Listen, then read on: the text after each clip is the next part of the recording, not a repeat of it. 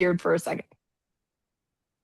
All right. Welcome to Talking Data Equity for Friday, May 1st. Yes, folks, we have made it to May 1st. My name is Heather Kraus, and I'm a mathematical statistician, and I am the founder of an organization called We All Count. And the point of We All Count is to help anybody who is working on a data project find rigorous tools and techniques to align the way that they are working with that data with their community priorities and embed the values that they mean to do. In other words, what we're trying to do is help well-intentioned people stop hurting other people with data. And my favorite thing that I get to do as part of We All Count is to host this a almost weekly series called Talking Data Equity. And if you have found your way here today, you can find your way back because the Zoom link remains the same. We are extremely proud that we have used the same Zoom link for almost 5 years and have avoided any trolls or bad interference. So let's keep this a little good corner of the internet. And you are always welcome to come back any Friday you would like. And you'll find our calendar, see who's coming up at the Talking Data Equity homepage. I just put a link to that in the chat. And we do something different every single Friday. That's the only thing we guarantee. Sometimes we talk about a deep statistical technique. Sometimes we do a code along. Sometimes we do live Q&A. And sometimes we have special guests to talk a lot about the work that they're doing. And that is who we have today. I am incredibly excited to introduce or welcome, because I know many of you already know Dr. Bowleg. Our special guest today is Lisa Bowleg. And Lisa's going to share with us some stories and some examples of her amazing work. And while she does that, we ask that you keep your microphone turned off while Lisa's sharing some slides and sharing some stories. Feel free to use the Zoom chat. You can Zoom chat to each other, you can Zoom chat to everyone, and you can Zoom chat privately to me.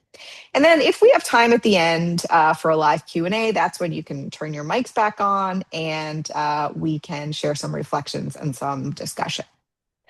Having said all that, let me tell you a little bit about Dr. Bowleg's truly amazing work. Lisa Bowleg, PhD, is the founder and CEO of the Intersectionality Training Institute. And that means she's a leading scholar on intersectionality and its applications, most specifically to health equity, social and behavioral research science. She retired as the professor of applied social psychology in the Department of Psychology and Brain Sciences at George Washington University in 2025. And she's the author of more than 100 peer-reviewed articles. That is truly amazing. And her work is highly regarded. Her 2012 article, The Problem with the Phrase Minorities and Women, Intersectionality, an Important Theoretical Framework for Public Health, ranks as one of the 3 most cited articles published in the American Journal of Public Health. That is a big deal. So congrats. As for the things she's most excited about, those would be an upcoming keynote to the United Nations Commission on the Status of Women, a months-long trip to Vietnam to celebrate her retirement, a future keynote to the American Psychological Association convention, and of course, summer. So I'll let Lisa tell you about the trip to Vietnam and just how jet lagged she is. And Lisa, thank you so much for making time to come and join us and share so much wisdom with us today. I will turn it over to you.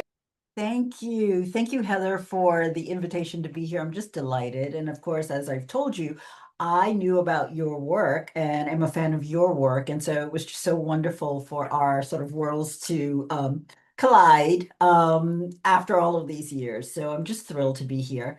So yes, I am a little jet lagged. I just had the most incredible incredible 1 month trip to Vietnam. And so I just got back on Monday and they are 11 hours ahead. And so I'm like slowly, I love traveling, but I don't travel well. And so the transition is always a little rough for me. But I think I know my name today. I didn't on Tuesday. So bear with me. So what I want to talk about today is about well, I always want to forefront intersectionality and its transformative potential. And I'm talking about sort of radical, revolutionary, critical change when I use the word transformative. And I want to talk in particular about this framework for applied intersectionality research, or FAIR is the acronym, and just give you some background on why I thought it was important to develop a framework for applied intersectionality research. And so here's our roadmap for today.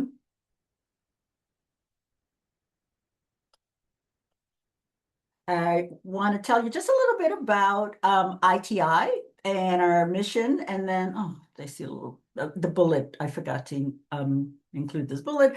Then I want to talk about like the genesis of FAIR, like how this thing came to be. And then I want to sort of backtrack and talk a little bit about intersectionality and its history and give us a real quick snapshot.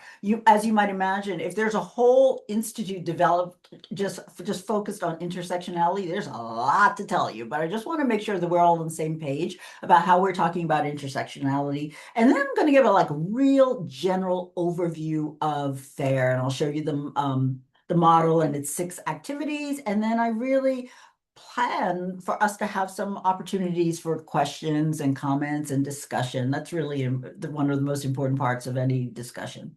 So the Intersectionality Training Institute, I started this in 2022, and I'm now doing it full time, having retired from my job as a professor at the George Washington University, recently retired December 2025. So my title is officially Professor Emeritus, which is kind of exciting and unbelievable still, but I'm really thrilled about being retired.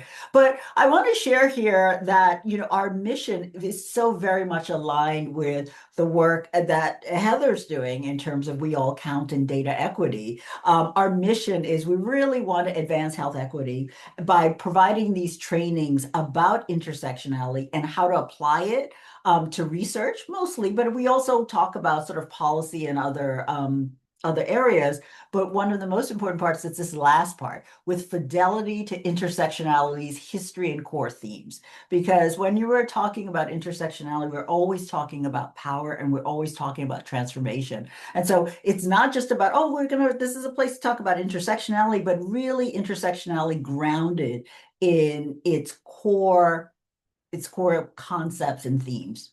So as for FAIR, one of the privileges I have is certainly in my work as an intersectionality researcher when I was a professor at GW, and certainly in the interactions that I have with different scholars through the different training programs we have at the Intersectionality Training Institute, is I have so many opportunities to talk to people about intersectionality, and I get to see where people are really struggling and where it's not making sense.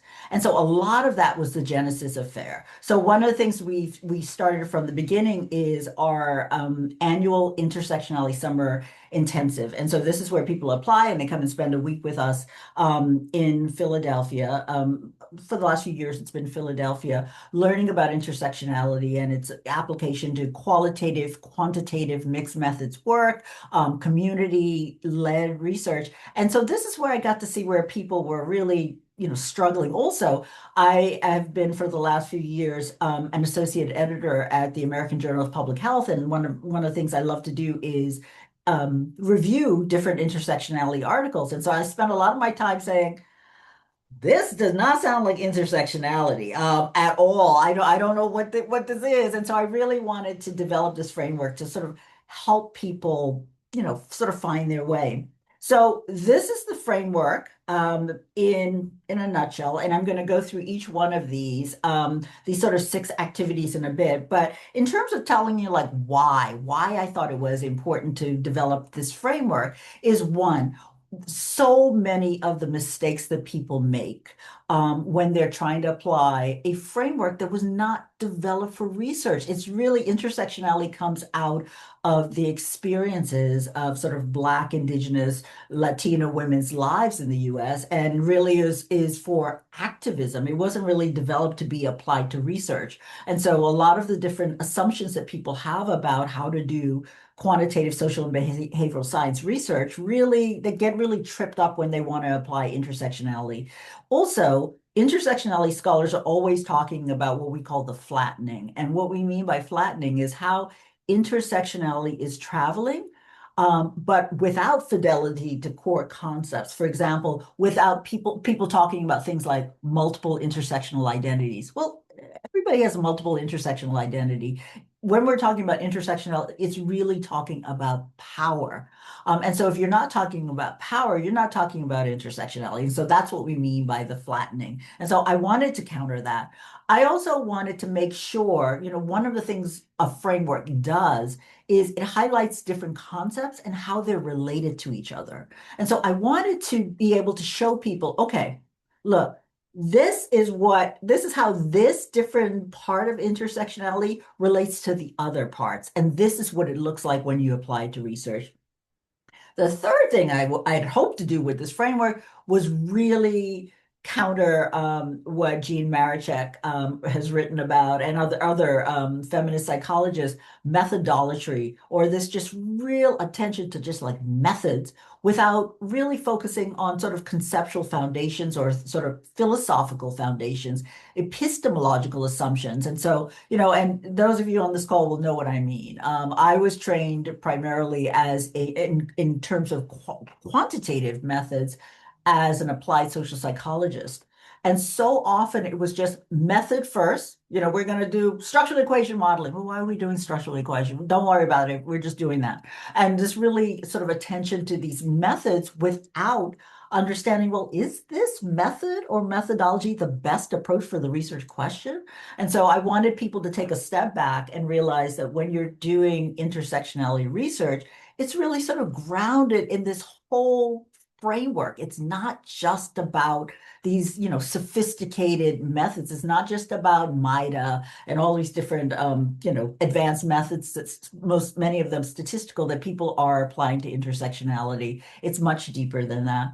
Um, and then the whole goal of intersectionality is about transformation. That's what it's about. And so if we're not being faithful to these sort of core tenets of intersectionality, then opportunities to really dismantle inequitable systems, we're not going to get there. And so these were some of the reasons I had with designing FAIR. And so FAIR, there's an article that came out that I wrote for Annual Review of Public Health. It was published online in 2025, and I think I'm pretty sure it's available now. But one of the things I say in this article, and you're going to hear me say it many times today, is about really seeking to highlight key concepts of intersectionality. And when I'm talking about key concepts of intersectionality, I'm going back to sort of its historical foundations that I'm going to show you in a little bit. Intersectionality does not start with Kimberly Crenshaw's coinage of the term. And so that's what I'm talking about when I'm talking about key concepts of intersectionality. And I wanted this framework to be broad enough to apply it to people doing qualitative work and quantitative and mixed methods. And I just wanted to have this sort of this scaffolding for the entire research process, from the time you come up with a research idea to the action that should happen with every intersectional project. So that's sort of the background on the genesis. So the history of intersectionality, far-reaching. Intersectionality is really the way to think about it is it's very much an encapsulation of lived experience, particularly of Black and Indigenous, Latino women in the US, as I said earlier. And as an example of this, here is Harriet Jacobs, 1861, writing in Incidents in the Life of a Slave Girl. And one of the things she asserts is like slavery is terrible for men. And so, of course, when she's talking about men, she's talking about Black men. But it's far more terrible for women, super added to the burden common to all. They have wrongs and sufferings and mortifications peculiarly their own. So Harriet Ann Jacobs does not have the word intersectionality, but she's very much advancing what Ange Marie Hancock, an intersectionality scholar, calls intersectionality related thought. And so when I talk about intersectionality, I'm starting way in the 1800s. As another example of this, we have the brilliant Anna Julia Haywood Cooper herself, enslaved. And she writes in this book, and you'll see that the title, her name is not on this book because it couldn't be, A Voice from the South by a Black woman of the South. Here she is in 1892. And she talks about how the colored woman of today is confronted by both a woman question and a race problem, and is as yet an unknown or acknowledged factor in both. Yet another articulation of this notion about how sexism is interconnected, interlocks with racism in ways that you can't really disentangle.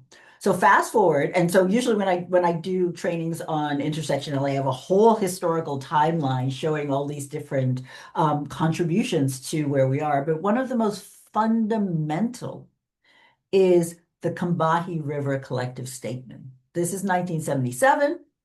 You have this group of Black feminists, most of them Black lesbian feminists, who have been meeting, and they are dealing with all manner of sort of inequities. One of them is the murder of 12 Black women who go missing in Boston, and nobody cares. They don't show up on the media. It's not in a newspaper. Nobody cares.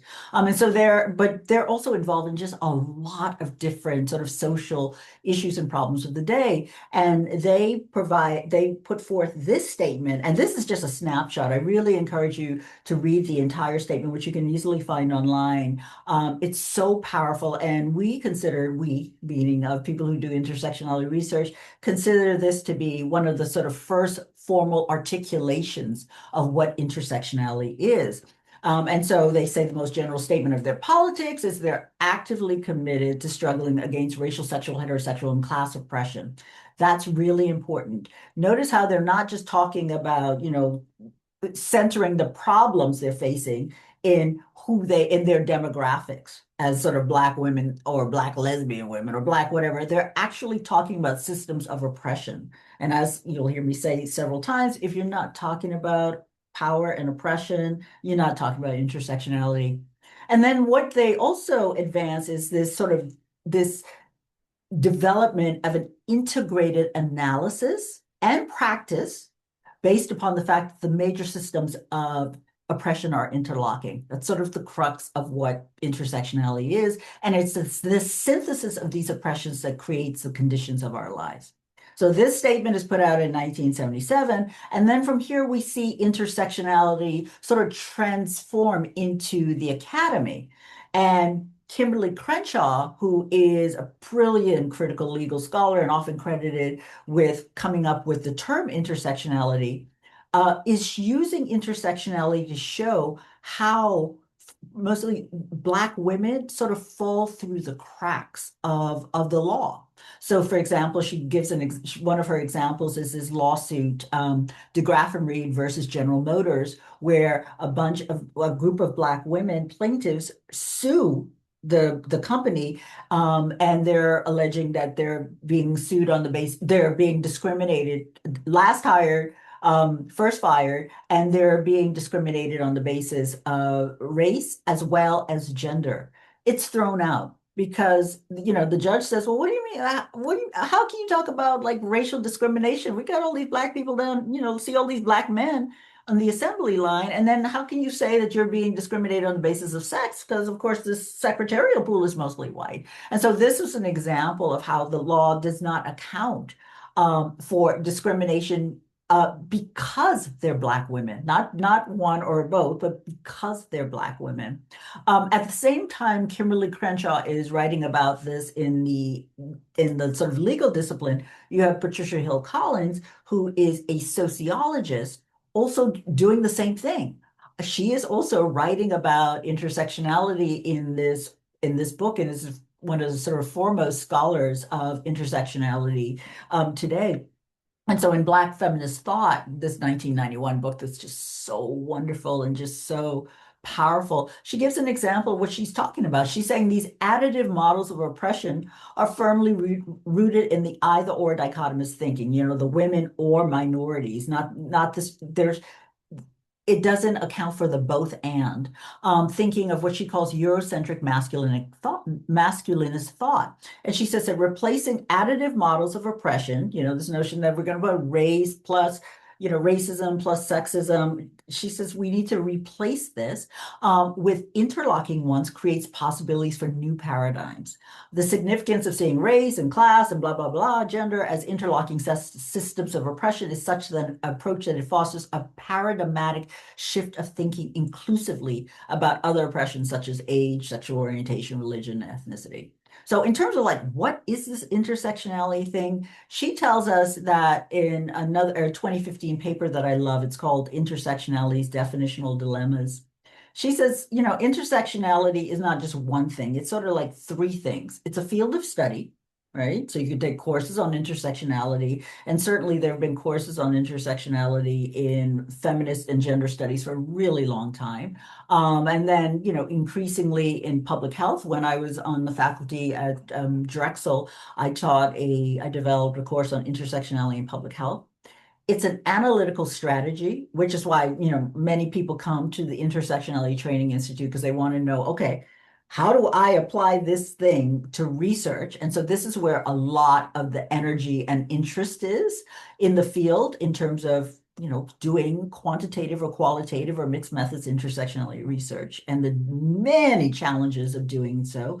But most importantly, Patricia Hill Collins reminds us that intersectionality is really about transformative action. It's really about praxis, and praxis basically is just the application of theory to action. And so one of my favorite quotes of hers in that same article is that intersectionality is not simply a field of study to be mastered or an analytical strategy for understanding, rather intersectionality as critical praxis sheds light on the doing of social work. And so it's really a lot of people who are doing sort of intersectionality work in contemporary times are like, okay, yeah, we could fight all day about what it is and what it isn't, but it's really about action. And that's something I wanted fair. I wanted this framework to really highlight that.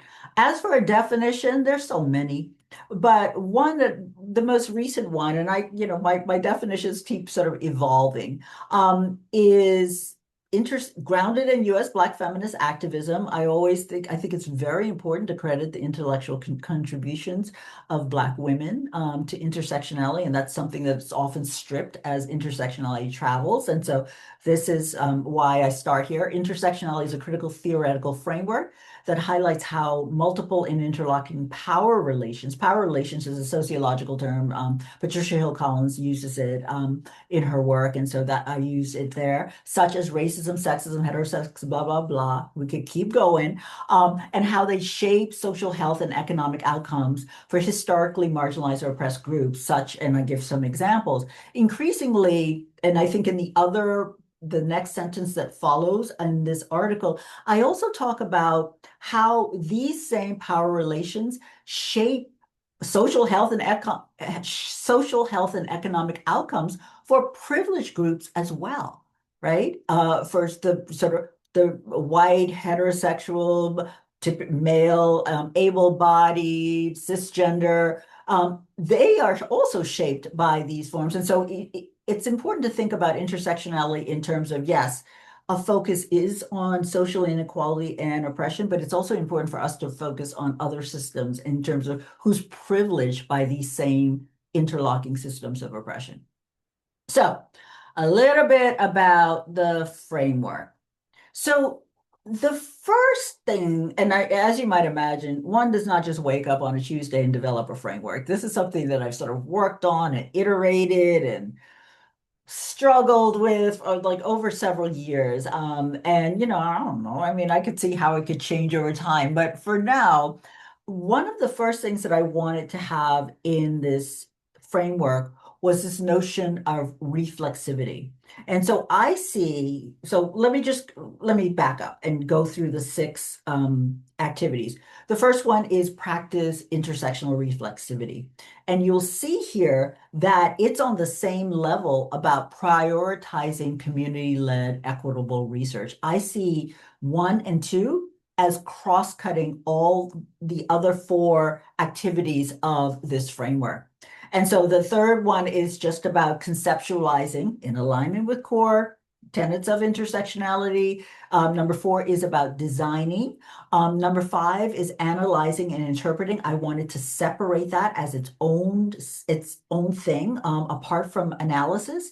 And then the last one is about making sure linking whatever you're doing to transformative action. And you can see, and one of the things I wrestled with is how number six actually is an important part of number one, but it also precedes any project, right? Because an intersectional scholar should be thinking, okay, this project is not just to be published in some peer-reviewed journal that's going to be read by other academics. What is the action? And that actually needs to happen at the start and is also part of intersectional reflexivity. So those six activities, but so number one, practice intersectional reflexivity. So any of you who've taken a qualitative course know that reflexivity is a really core concept that qualitative researchers talk about a lot. It's this sort of consciousness about how everything, your values, your intersectional positions, your politics, your beliefs, the different disciplines you're trained in. I'm trained in psychology, where the individual is the primary unit of analysis and where quantitative methods are still quite dominant. That all shapes all aspects of the research process. Right. And so this is not just related to qualitative, it's to all research. But in their book, Introduction to Intersectional Qualitative Research, Esposito and Evans Winters takes this a step further about what it means, what intersectional reflexivity looks like.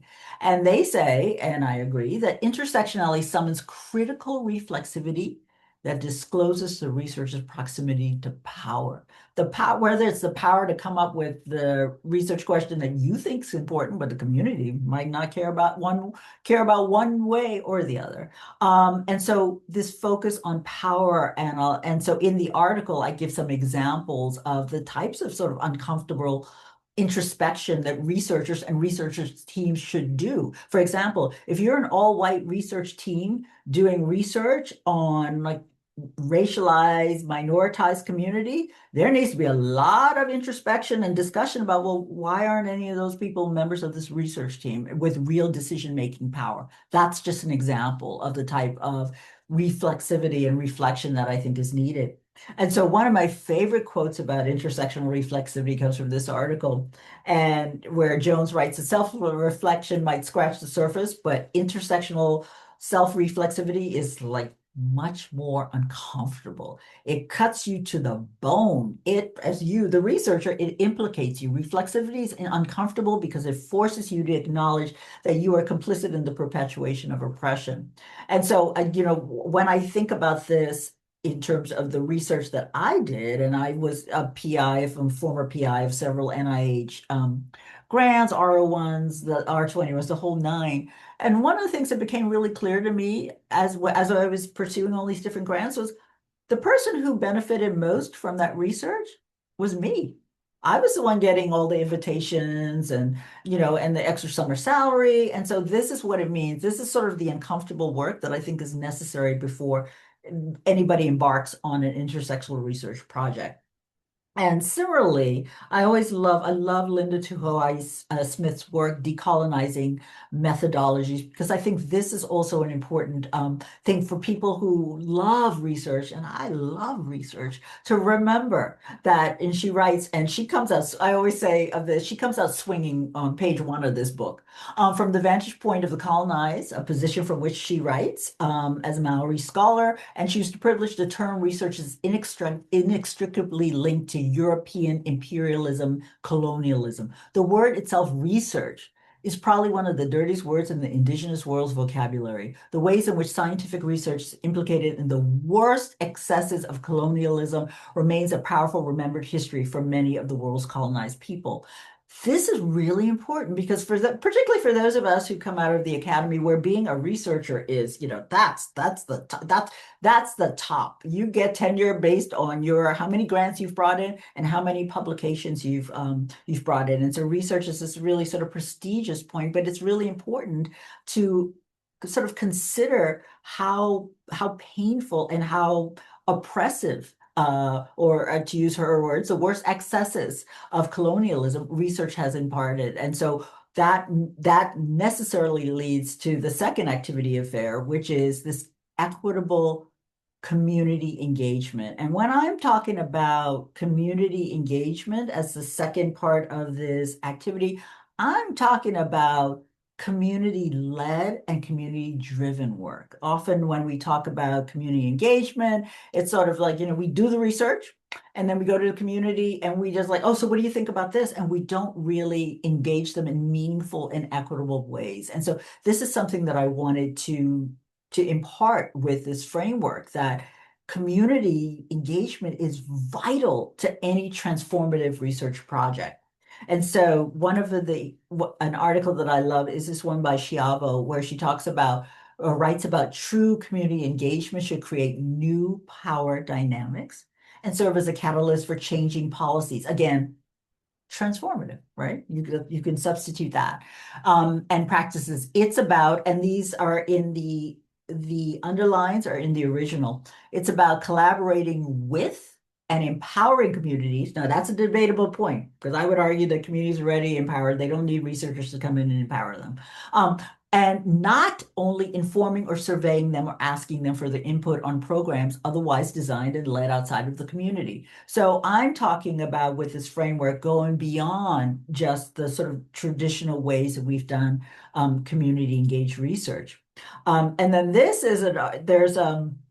this article about the community engagement continuum. And I don't have time to go through all of these other than to say that, in presenting this continuum, which I really like, where it has equity indicators on the top and contextual factors, they have research to the farmost left end on this with no community involvement at all. And obviously, there are lots of projects where it's just not practical, feasible, a dissertation, for example, to have community involvement. So there are lots of projects. I get that. But I'm interested in and think that when we're talking about intersectional research projects, they need to be more to the right. Community initiated projects, community-based participatory research that is truly participatory, and community-driven and community-led research. And so in this article, they say the authors of the community engaged continuum place no inherent value on research regardless of where it falls along the continuum. Well, I do. FAIR does. And it's like, okay, if you're doing intersectional work, ideally you're on the right side of this continuum.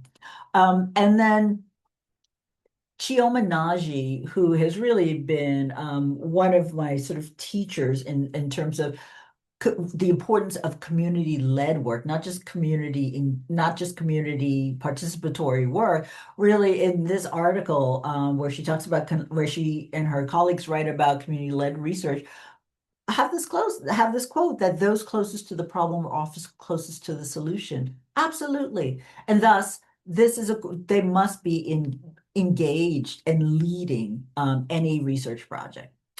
All right, let's go on to number 3. This has to do with making sure that any intersectional research is really linked with these sort of core themes of intersectionality. Patricia Hill Collins and Silver Burge lay out 6 different core themes of things like social inequality, social power, complexity, context, relationality, social justice, for example. And so those have to be integrated in any project. I can't tell you how many papers I've reviewed, and they'll say that this is an intersectional study, and the only thing intersectional about it is that intersectionality shows up in the text. No relationship to core concepts. And so I don't have time to go into all of these in detail, but I just want to just highlight what they are. One, the importance of defining and citing the foundational intersectionality literature, which is there's so much literature. I mean, it is just not acceptable to do intersectionality work and not be citing, I always call it the C3s, Kambahi, Collins, and Crenshaw. And I'm talking about the foundational stuff, not the sort of new sexy methodological stuff. Explaining how intersectionality is theoretically relevant and how it relates to other theories and frameworks. Often people just say, okay, I'm taking an intersectional approach. Well, that's great, but what does that mean? What does it mean to take an intersectional approach? That really needs to be well explained and explicated in any work. Avoiding the intersectionality is testable in explanation. This is the approach where people say they're testing to see whether intersectionality exists or not. Intersectionality is and Ange-Marie explains, is a normative theory. It takes racism and sexism and all these other forms of intersecting oppression as logical priors. You don't like test whether, whether racism exists or not. That makes no sense from an intersectional perspective. Um, Clarify how intersectionality will be applied. This is the one that really trips people up, right? Because there is a way that you can use intersectionality as an analytical framework. Like think about writing like a commentary or an editorial, and you can use intersectionality for that. But then there's also empirical intersectionality where you can be doing more descriptive work, right? Describing inequities at different for people at different positions, or more empirical, where you're assessing different social processes, a study assessing, like, I don't know, experiences of intersectional stigma and how that's related to different negative mental or health outcomes, for example. That needs to be really well clarified in any intersectional project. And then ensuring that the researcher is really engaging with like key methodological issues, of which there are so many. For example, what's your approach on categories? You should absolutely be talking about Leslie McCall's work on categorical complexity. Again, I don't have time to go into all the details about that, but whether you're taking an anti-categorical approach, which says that, well, wait a minute, these things are so complex. We can't just start a study where we're going to ask people about race as a category. One, it's socially constructed. What does that mean? Or whether you're taking an intercategorical approach or intra-categorical approach, or maybe your stance is that categories are fiction. These demographic categories are fiction. And so Chu and Ferry lay out an approach that talks about a person-centered model or a process-centered model or a system-centered model. And so that should all be well integrated into in any intersectionality project. Next is about designing. The trick here is that making sure that whatever methodologies or methods you're using are well aligned with intersectionality. And as an example of this, there have been quite a few systematic reviews of quantitative intersectionality research. This is just two of them.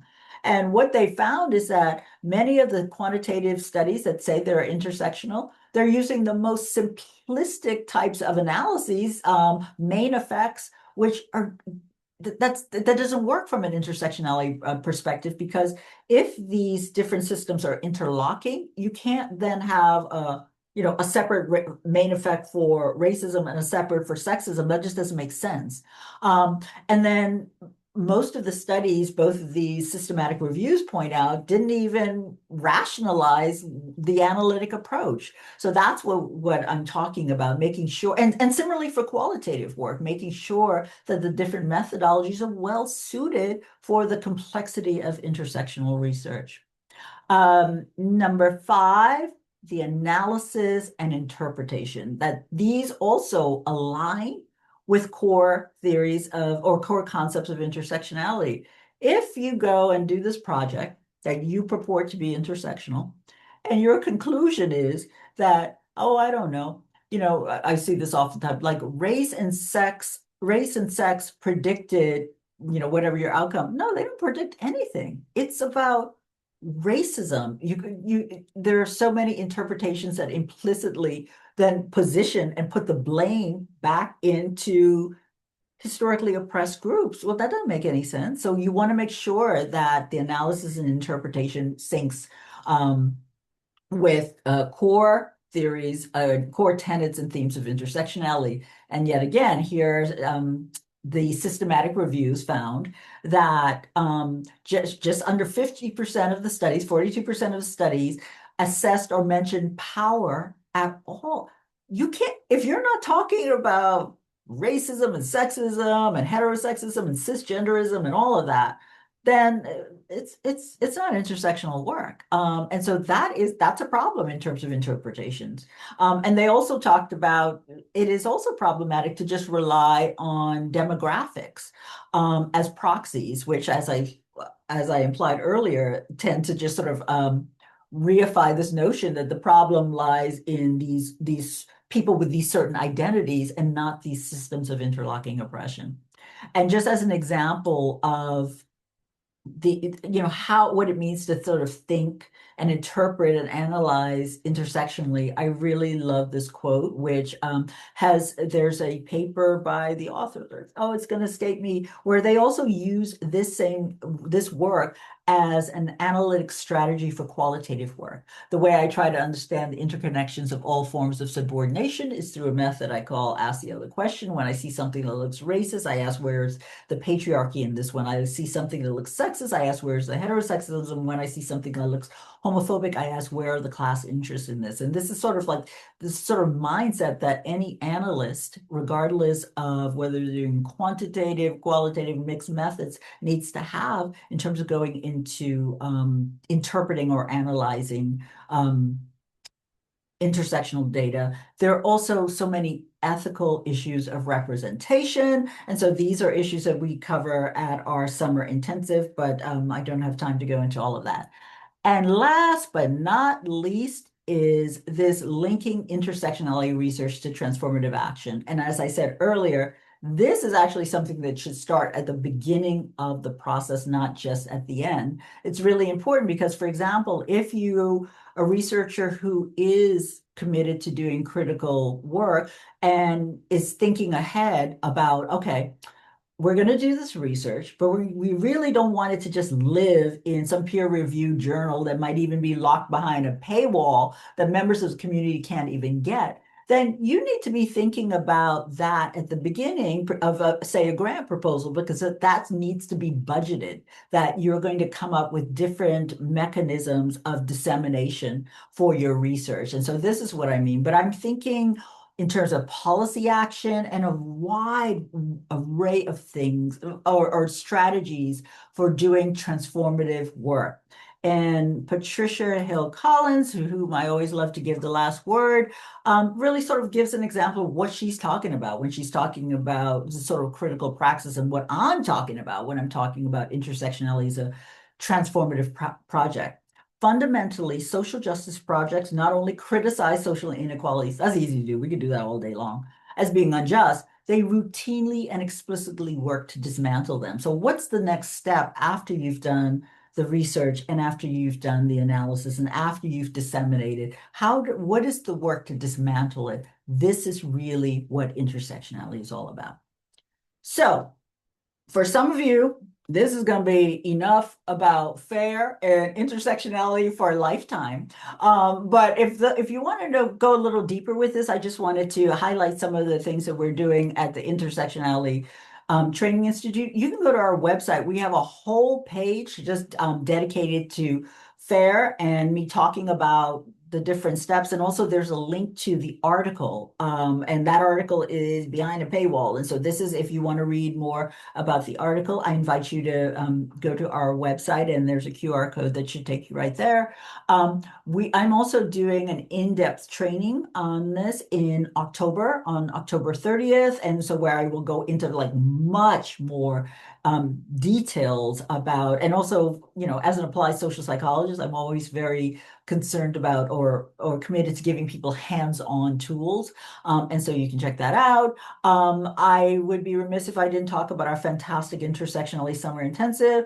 At the risk of being totally immodest, it is a fantastic opportunity, and a fantastic and transformative experience. Don't take my word for it. Ask anybody you know who's attended. And so if you want to find out more information about that, we're rolling admissions. You can check out this QR code or just go to our website.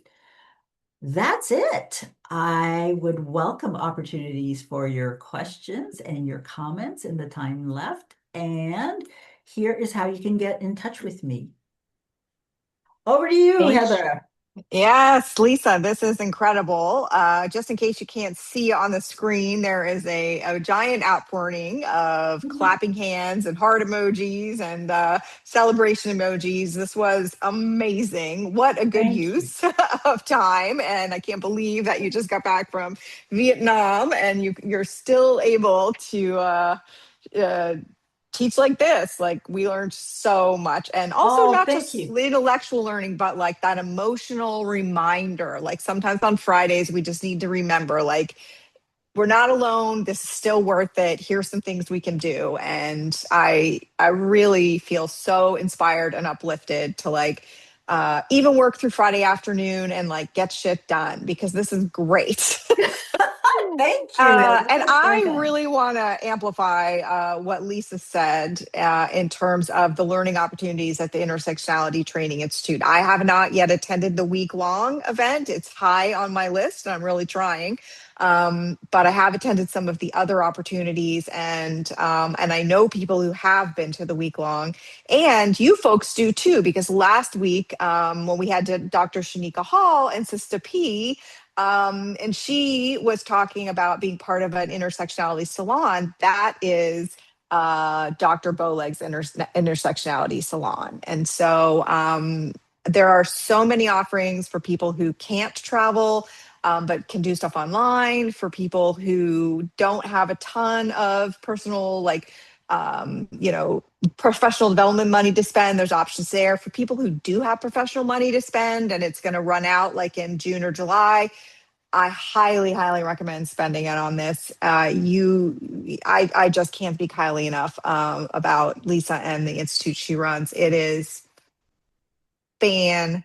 I'd like to swear, fantastic. Thank you, Heather. That's yeah. And actually, I really want to talk about some of really quickly some of the free opportunities, because we know the Yep. money is tight. My God, Yeah. you're in such. We know that. But even before, so we always wanted to make sure that we had a blend of programs to make them accessible to people, but also Yeah. this is a self-funded institute. So our programs run our operating expenses. And so that's important to know. But yes, we have these free intersectionality research salons. So the second Wednesday of every month, from 5 to 6:30 p.m. And they cover a wide variety, and they're a lot like this. They're a lot like this. They are. We tell people, we tell our guests, don't do a PowerPoint, none of that stuff. And it's very much, I spend 15 minutes asking the person about their work, what they're Yeah. grappling with, and then we open it up to the entire salon. So I really, and we cover all, you name it, we cover it. So I invite you to come to those. We also Yeah. have the Intersectionality Collective, which is a digital online space that we thought was really important to have people. You have to apply for it because we didn't want any trolls. We're not dealing with any of that. Mm, And so there's a free community tier where people chat, share information, share resources. So fantastic resources. So you'll find yeah. information about the collective on our website as well. Check it out. Highly recommended. One Thank of the you. other good corners left on the internet. Right? Dennis, you've been waiting so patiently. Thank you. And if there's anybody else in the room that wants to turn their mic on and ask questions, share reflection, just put your little Zoom hand up. So, Dennis, it's so good to see Hey, you. Dennis. And likewise, thank you very much, Dr. Bowleg. But before I go, I think actually Dr. Liza Gordon Rogers was before me, and she's in the chat, so I'm gonna ask her to go first. Oh, I can't. Yes, this is the troubles with not being able to be on my proper computer. So, Dr. Liza Gordon, do you want to turn your microphone on?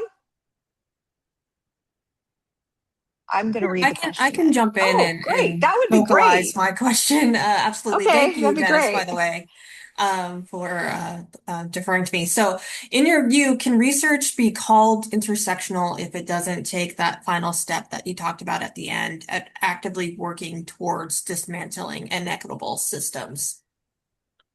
At my most stern, I will say of course not. But I mean, I think the practicalities of a lot of research means that we can't always do that. And first of all, the many of us, those of us trained in the academy, we're not even trained how to do that. We're only trained to be researchers. We're not trained about to be activists. And there's this whole post-positivist nonsense about how we're supposed to be objective and all of that, and and axiological assumptions that values don't shouldn't be in research. So there's all of that stuff, right?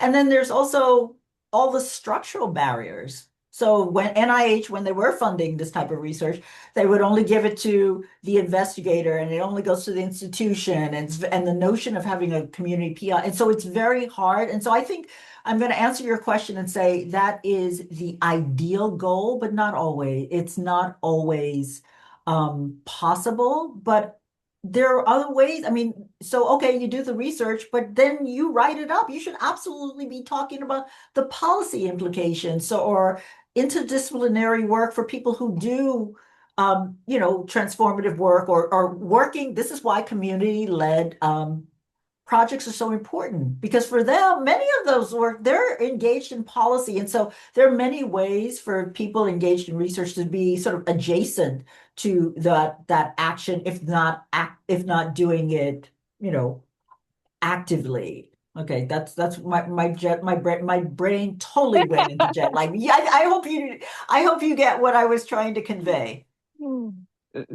Yes, thank you so much. Awesome. Thank you, Dennis, for being such a good co-host to me. I really feel very partnered and supported. Thank you. Do you want to ask your question? No worries, and anytime. That it was only right. And I'll apologize, Doctor. This is a little bit long because I'm trying to consistent, and I have never been. Uh, this is going back to part of your discussion where you pointed out someone's quote about those closest to the problem are often closest to the solution. And this is something that I've struggled with in that, like, I assume this doesn't mean that those who are harmed are responsible for implementing the solution. Absolutely not. So like, I would look at that similar to like the didactic that Malcolm X said about having the knife in the back, and then there are those who get to deny the knife is even there, right? That's right. So going back to like the problem solution, like, would it be appropriate to think of this like, how do I say?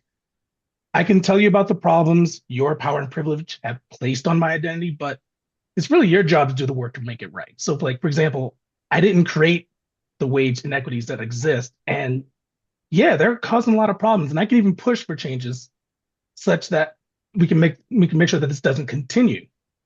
However, those who benefit from those systems, structures, and institutions that sustain this problem, they're the ones responsible for also putting in this work. So would that be a proper way to frame that? Absolutely. Thank you. And I'm glad that you've mentioned this, because I do not mean to imply at all Oh, of course that not. people oppressed or minoritized are responsible for solution, not at all, Right. but that they have indigenous sort of wisdom and knowledge Mm, about the problems that often researchers from okay. more privileged groups totally miss. They don't even like, so for Right. example, I can give you an example from my own research. So here I am, I was an HIV prevention researcher getting money from NIH to on, the typical individualistic condom self-efficacy with Black men, and why trying to get Black heterosexual men condoms. So I'm doing focus groups and interviews, and I got my measures, it's a mixed method study. I got my little condom self-efficacy stuff. You know what the guys are talking to me about? They're not talking to me about condoms. They're talking to me about police violence. They're talking to me about I can't get a job because I have a criminal record for something I did 14 years ago. They're talking, and so that early research was so Mm, pivotal for me. And so, Mm. yeah, it was, I got the money to do all the, why won't Black men use condoms more? But it was about understanding sort of their experience from a structural basis. And that's an example of what I mean. What am I doing asking somebody who was like telling me about They have many higher order concerns about, this corrupt cop, and it came up in every study I've done. Every HIV prevention study I've done with Black men, regardless of whether or not I ask them a single question about police violence, for example, or police brutality. Wow. And so that's what I Yeah. mean about those, and that's what I meant in terms of using that quote, because you Makes can sense. see a study formed by those who are closest to the problem, you're going to go in a very different direction, right? So Hmm. that's what I Right. mean, not in terms Okay. of being responsible for, no, no, no. Okay. No, that perfectly frames it. Thank you very, very much for You're clarifying. very welcome. Thank you for the question. Always great to see you, Dennis. And really good question. We have time for one more really fast question. Anjana, I think you've had your hand up for a while. Go ahead. Oh, thank you. I'm so grateful for this galvanizing conversation. And we had a journal club at UCSF Family Medicine. Rachel Logan presented the FAIR paper Oh, just a couple of weeks ago. So I'm passing forward a question from that journal club that we were talking from a healthcare researcher, health services research perspective of like part of that fetishization of the individual and just in our highly individualistic, funding mechanisms and outcomes. And so we were battling kind of in our group about how all of these structures are so supportive of individual level outcomes in a way that really negates, it really pushes, I think, people to think of the individual rather than the systemic levels of interlocking oppression. And so, not sure this is brief, but is there any suggestion for how to kind of address that tension in our work and praxis? oh my God, yes, there's so much I can say about this, and I don't have enough time. Well, so I'll just send you the resources. Yeah, I have yeah. so much to say on this. I wrote a paper on intersectional structural competency based on Metzel and Hansen's work on structural competency for medical trainees, which is talking about there's a reason why we don't know how to do this. Right. One way is that like it's easy to do individual research, right? Just give somebody a Mhm, questionnaire. And so I think mhm. this is something that we're like building on, but I would direct you to my paper on intersectional structural competency and Metzel and Hansen's work. And so this is a lot of the work where sort of I'm doing. Okay, what does this look like in practice to do more structural? Oh, one other thing. We have trainings there. We're going to roll them out again next year. We did a whole training on quantitative structural intersectionality research. Ariel Betcher, Dr. And Dodi Zubazarreta from Harvard are doing some really groundbreaking work on structural approaches to intersectionality research. And so I invite you to check out their work as well. Amazing. Oh, thank you so much, Dr. Bowleg. You're So grateful. welcome. Thank you. You're welcome. Well, Lisa, you can see that we could definitely chat with you all afternoon, but our schedules and respect for your jet lag are not going to allow that. But luckily, you're going to give us lots and lots of other opportunities. So, you folks who still have questions, thank you for your patience. And what I suggest is that you can absolutely keep putting questions in the Data Equity Community Forum. The links to the chat, the recording's going to be there. Links to all of the resources that Dr. Bowleg shared with us will be there, as well as links to all of their free and paid courses. And again, I cannot recommend highly enough that you check those out. And Lisa, thank you so much, even though you're just getting back from your retirement celebration trip, for making time this week. It really meant the world to us. And again, your screen should be filled with hands that are clapping and heart emojis and things like that, because Thank you really you. made our Thank you. day. Thank you for the invitation. And this was a wonderful way to spend a Friday afternoon. I'm just Yeah, so thrilled. Thank you. Best wishes to great. everybody. Yeah, take good care of yourselves and each other, and we will see you next Friday. Bye, Bye-bye. everybody.